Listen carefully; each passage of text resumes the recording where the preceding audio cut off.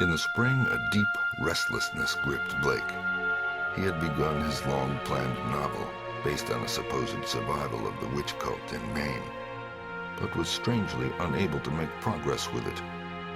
More and more he would sit at his westward window and gaze at the distant hill and the black, frowning steeple shunned by the birds. When the delicate leaves came out on the garden boughs, the world was filled with a new beauty. But Blake's restlessness was merely increased. It was then that he first thought of crossing the city and climbing bodily up that fabulous slope into the smoke-wreathed world of dream.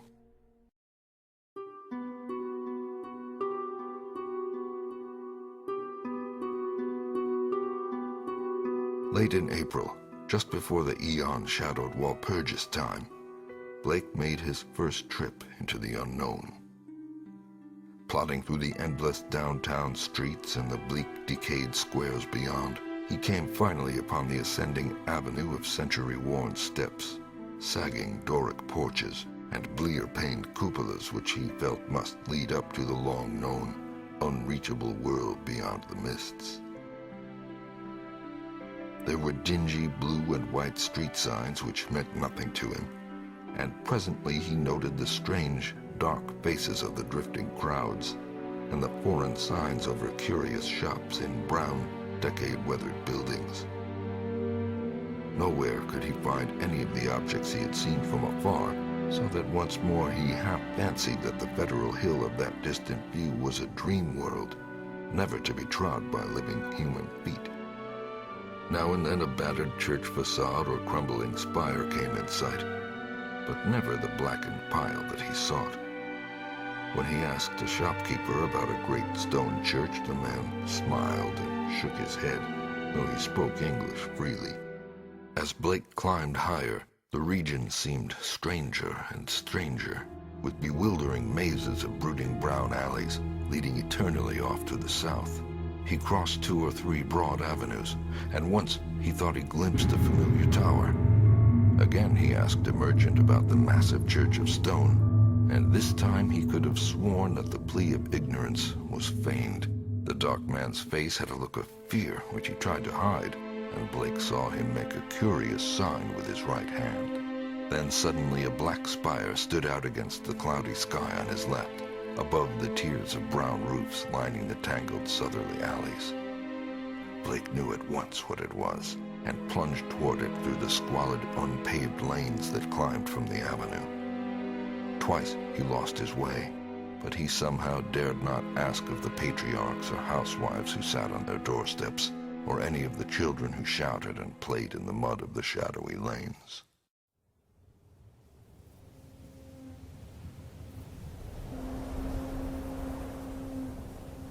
At last he saw the tower plain against the southwest, and a huge stone bulk rose darkly at the end of an alley. Presently he stood in a wind-swept open square, quaintly cobblestoned, with a high bank wall on the farther side. This was the end of his quest, for upon the wide, iron-railed, weed-grown plateau which the wall supported, a separate, lesser world fully raised 6 feet above the surrounding streets, there stood a grim, Titan bulk whose identity, despite Blake's new perspective, was beyond dispute. The vacant church was in a state of great decrepitude. Some of the high stone buttresses had fallen, and several delicate finials lay half lost among the brown, neglected weeds and grasses. The sooty Gothic windows were largely unbroken, though many of the stone mullions were missing. Blake wondered how the obscurely painted panes could have survived so well in view of the known habits of small boys the world over. The massive doors were intact and tightly closed. Around the top of the bank wall, fully enclosing the grounds, was a rusty iron fence whose gate, at the head of a flight of steps from the square, was visibly padlocked. The path from the gate to the building was completely overgrown.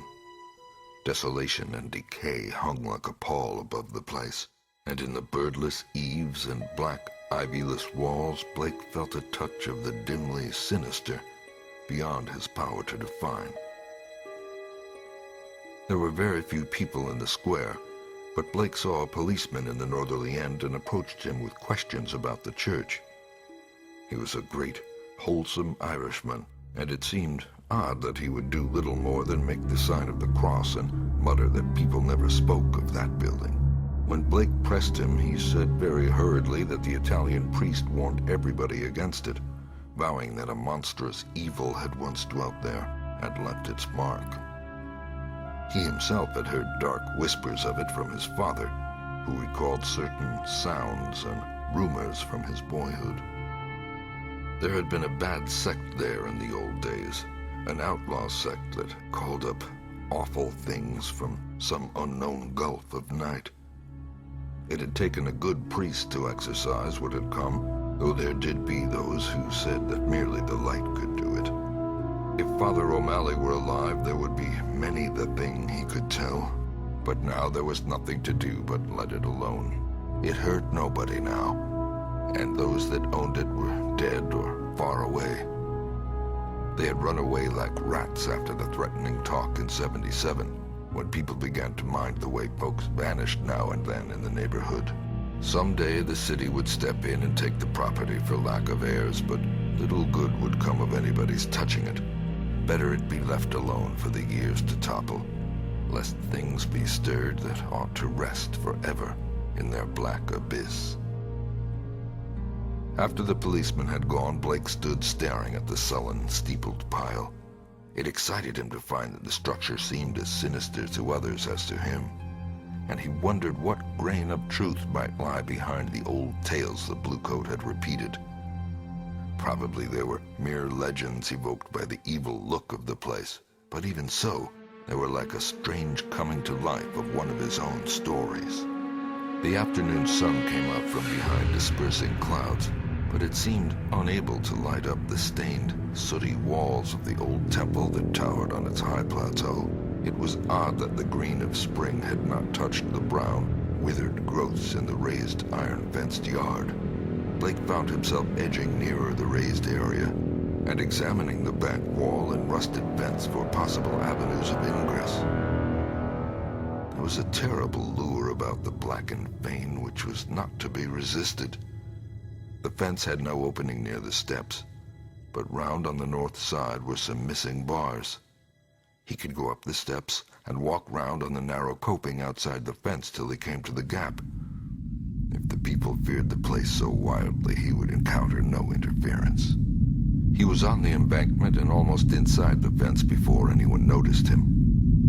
Then, looking down, he saw the few people in the square edging away and making the same sign with their right hands that the shopkeeper in the avenue had made. Several windows were slammed down, and a fat woman darted into the street and pulled some small children inside a rickety, unpainted house. The gap in the fence was very easy to pass through, and before long, Blake found himself wading amidst the rotting, tangled growths of the deserted yard. Here and there, the worn stump of a headstone told him that there had once been burials in the field, but that, he saw, must have been very long ago. The sheer bulk of the church was oppressive now that he was close to it, but he conquered his mood and approached to try the 3 great doors in the facade. All were securely locked, so he began a circuit of the Cyclopean building in quest of some minor and more penetrable opening.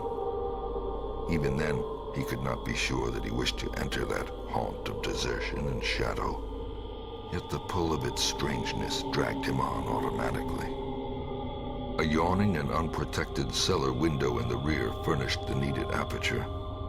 Peering in, Blake saw a subterranean gulf of cobwebs and dust faintly lit by the western sun's filtered rays. Debris, old barrels, and ruined boxes and furniture of numerous sorts met his eye, though over everything lay a shroud of dust which softened all sharp outlines.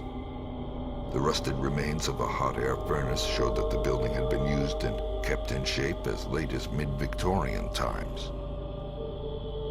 Acting almost without conscious initiative, Blake crawled through the window and let himself down to the dust-carpeted and debris-strewn concrete floor. The vaulted cellar was a vast one, without partitions, and in a corner far to the right, amid dense shadows, he saw a black archway, evidently leading upstairs.